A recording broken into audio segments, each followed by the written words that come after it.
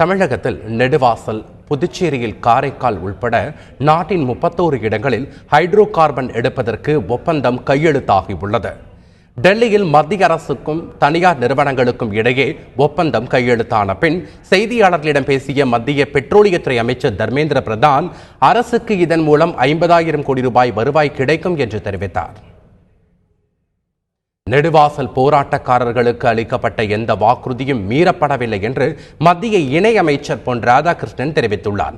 ஏற்கனவே எடுக்கப்பட்ட முடிவின்படி புரிந்துணர்வு ஒப்பந்தம் போடப்பட்டுள்ளதாகவும் இதுகுறித்து மாநில மாவட்ட நிர்வாகங்கள் முடிவெடுக்கும் என்றும் பொன் ராதாகிருஷ்ணன் விளக்கம் அளித்துள்ளார். ஏற்கனவே எடுக்கப்பட்ட முடிவுகளின் அடிப்படையில் சில விஷயங்கள் செய்ய வேண்டிய கடமை மத்திய அரசாங்கத்துக்கு இருக்குது. அதே நேரத்தில் ஏற்கனவே பேசப்பட்ட போராட்டக்குழுவினுடைய பேச்சுவார்த்தையின் அடிப்படையில் எடுக்கப்பட்ட முடிவுகளை நடைமுறைப்படுத்துவதற்கு உறுதியாகவும் இருக்கிறார்கள்.